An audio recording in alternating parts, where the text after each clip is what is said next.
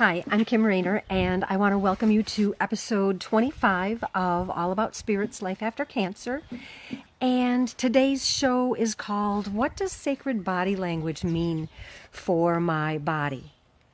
And over the last several weeks, I've talked about what acupuncture means for your body and what massage means for your body. And today, I'm going to talk about sacred body language. And, lots of us know about body language in the traditional form. And body language, we know based on science and information that about 7% of what we communicate to people and about 7% is broadcast through the words that we say. About 38% is broadcast through the tone of our voice and how we say what we say. And then the remaining 55% is actually communicated through body language. And you can do a Google search and get lots of information about this. I mean, they talk about it in how we talk in job interviews and how we present ourselves in all sorts of different ways.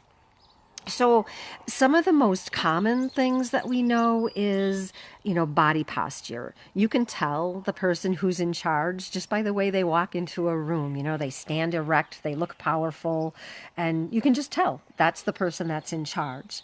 We know that when, we're talking to somebody and they cross their arms and legs, it means that they're resistant to what we're talking about or what we're saying. We know that the way we hold our eyes and make eye contact with people is a reflection of how honest we are. I mean, think about when you were a kid and your parents said, "Look at me when you're talking to me." And it's because they knew somehow intrinsically that how, looking at people is a reflection of whether or not we're telling the truth. They talk about our raised eyebrows, meaning that, we're uncomfortable with something. Or, when you look at somebody smile, you can tell if they're really smiling by whether or not the sides of their eyes are crinkled. We can smile with our mouths and never have it touch our eyes. And we know what it's like when a smile touches our eyes. So there's lots of ways that traditional body language is broadcasting and signaling to people what we think and what we feel and what's going on in our subconscious. And when you think about it in that context, okay, that's really great. So if our body language is communicating and broadcasting things to other people, why would it not stand to reason that it is also broadcasting information to us about what's going on in our subconscious? And the biggest challenge with that is that, we probably don't speak the language very well. And we don't know how to speak the language. So that's really what today's episode is about. It's about how does sacred body language communicate to us? And why is that important? And for me personally, based on my history, for those of you who've been following for a while, you know that I was gang raped when I was a child, and I had an awful lot of anger around that. And I walked through life showing people my anger, showing people what that looked like. And I really thought that I was angry at other people. And what I learned through this practice was, I did have anger at other people, but I also had a significant amount of anger towards myself. And I learned about that through body language, through sacred body language. And, I talked about this in previous episodes too, that cancer, according to Louise Hay, is hardened bits of anger. It's holding secrets, it's long-standing resentments, it's deep hurt, and those were emotions that I wore like a shield. As I walked through my life, that is what I presented to the world. That's what I presented to people. And when I was going through my cancer treatment and I was looking at everything that perhaps needed to be healed to be able to save my life, I ran into the work of a gentleman named Robert Tennyson Stevens. And he wrote a book called Conscious Language, which I'll talk about in another episode. And he also wrote a book called Sacred Body Language. And sacred body language is recognizing beyond what, they tell us about crossing our arms.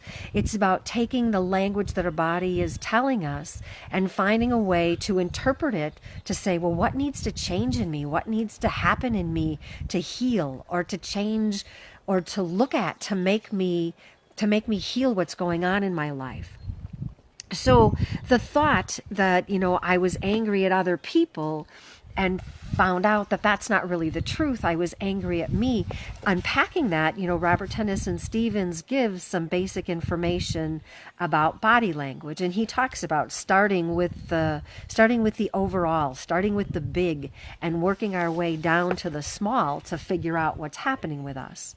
So if we look at the big, if we start at the big picture, we know, based on his work, that our head represents thinking, and it represents knowing and knowledge.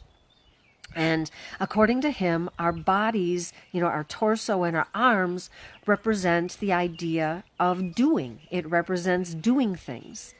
And if you think about that in the context of where most of us are today, how many people of us have neck pain? And our neck is the connection between what we think and what we do. So in the context of work, right? How much time did I spend at work really hating what I was doing? And what was I doing about it? I was doing nothing about it. And I had all these crazy pains in my neck, and I'm going to chiropractors and, trying to get that stuff straightened out, just ignoring the fact that what I was thinking and what I was doing weren't in harmony. There was an incongruity in that, and that was causing me a lot of problems in my life. So, what do I do with that information? Well, I could have started looking around my life and saying, okay, so what's not in harmony? Had I known that my neck was a reflection that what I was thinking and doing wasn't in harmony, but because I didn't know that, I didn't know to look at it. I didn't know to start poking around in my life. And, further on in Robert Tennyson Stevens' work, he talks about the legs and the hips representing movement. And if you just think about that, think about your legs and your hips and what's the purpose of them? Well, they're to move us from one place to another. And our waist is what connects our doing, which is our torso and our arms, to our moving, which is our legs and our hips. So how many of us are carrying extra dead weight around our middles? We're sedentary. And if you look at that in the context of sacred body language, okay, what am I doing with what I'm thinking, and how am I moving in my life to make that change? So that's a really powerful way to take Robert Tennyson Stevens' work and say, just in general, as a basic overview, what am I doing with this information? So if I put that all together, right, I hate what I'm doing and I'm not doing anything to change it. So I have a pain in my neck and I am carrying all this extra weight in my middle because I'm not making any changes to do something differently. And, just taking that little bit of information and saying, how can I apply that to my life? That's really a huge thing. And, when we look at sacred body language, another thing that we know, and this isn't Robert Tennyson Stevens' work, this is a lot of different people's work. We have a male side of our body and a female side of our body. We have a male side of our emotions and a female side of our emotions. And, which side of our brain and body is governed by which side of our brain and body? And, the left side of our brain, we know that governs the right side of our body.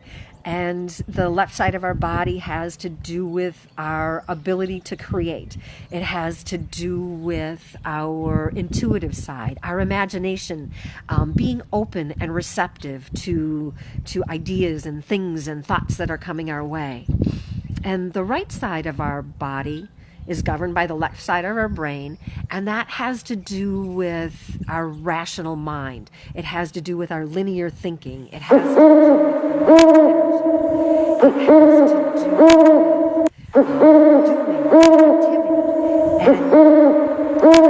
And my life, and I think about my life, my ovarian cancer it started in my right ovary.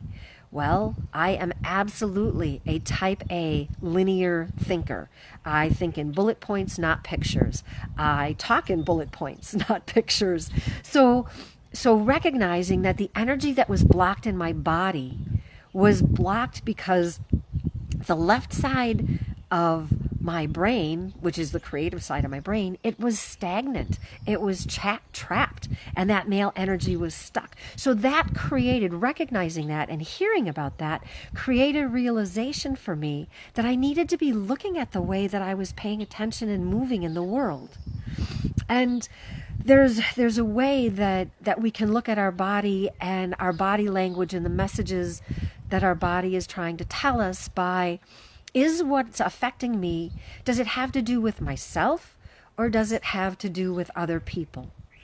And according to Robert Tennyson Stevens's work, if the issue that I'm dealing with is on the inside, if it's on a part of my body that folds up into itself, like the inside of my neck, let's say I have a rash on the inside of my neck. Louise Hay talks about rash being irritations with people, irritations or annoyances with things. And Robert Tennyson Stevens's work says if it's on the inside, right, if I can fold my head down, if it's on the inside, that means that it's an irritation with myself. If the rash is on the back of my neck, that would indicate that the irritation is with somebody else.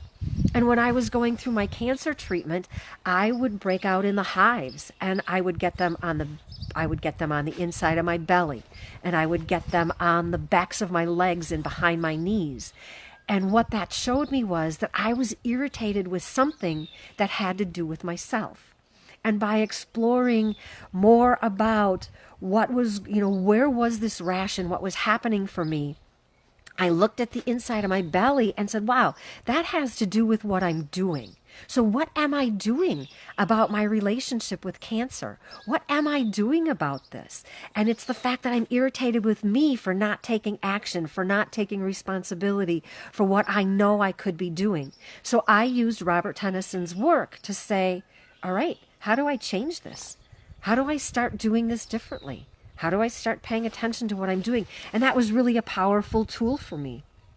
And, if just to give you some examples, the inside of your arm, if you have something going on the inside of your arm, that's a reflection that it has to do with you. If it's on the outside of your arm, on the outside of your elbow, that would mean that it has to do with someone else. If your issue is with your hand and it's on the back of your hand or the back of your fingers, it would be an issue with somebody else. If it's on the inside of your palm or on the inside of your fingers, that would be an indication that it has to do with something with you. And you can do your whole body that way. You can map your whole body that way to start looking at this stuff. And, there's a whole series and system of information that has to do with the skin. The skin is a huge tool for letting us know what's going on with us emotionally. In 1 square inch of skin, there are over 19,000 sensory cells. There are 65 hairs for an average person. There are 13 cold sensors and 78 heat sensors in a square inch. There's more than 165 pressure receptors. There's more than 19 yards of blood vessels in there, and there's more than 9 million cells in 1 square inch. And if your body has natural intelligence, finding a way to tap into that intelligence, to find a way to learn what is going on with my body, what's it trying to tell me, to slow down enough to look at a small, tiny part of my body is a huge tool that we can use to heal ourselves. And, there's different body languages. There's different languages for all the different aspects of our body. There's the back, which represents support and our relationships with ourselves and other people. There are shoulders, which represent responsibility and burdens. There's the front and the back and the left and the right. There's our forehead and our face and the language of our eyes and the language of our hands and our feet and our skin and our teeth and, the irises and the sclera and where the pupils and the irises sit in our eyes. All of those things represent different aspects of how are things going for us? What are we thinking emotionally? What are we thinking beneath our consciousness? And finding a way to learn about that language is so powerful in identifying what in me needs to heal, not only to make my physical life better, but to make my emotional life and my spiritual life better. So the work of Robert Tennyson Stevens is really powerful in figuring that stuff out. And there's lots of other teachers too. Robert just put it in such powerful language. And right after I was done with my cancer treatment, I actually got to go to a workshop of Robert Tennyson Stevens. It was a very intimate workshop in somebody's private home, and I got to have a private session with him, and we talked about things. He nailed things just by looking at me that were amazingly powerful, and I'll talk about that in a future session. And, one of the things that I learned from him was something called Herring's Law of Cure. And it says that all cure, and I'm reading this, all cure starts from within and moves out.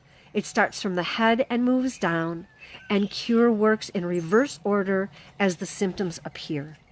So if we can start looking at our healing from the broad perspective and start narrowing it down and drilling it down, there's a lot of times when just looking at, my relationship, my head to my torso, to my arms and legs, to my waist, to my feet, looking at that can give me an overview to say, oh, here's where I start. And it can give me the trigger to say, all right, this is the issue that's going on.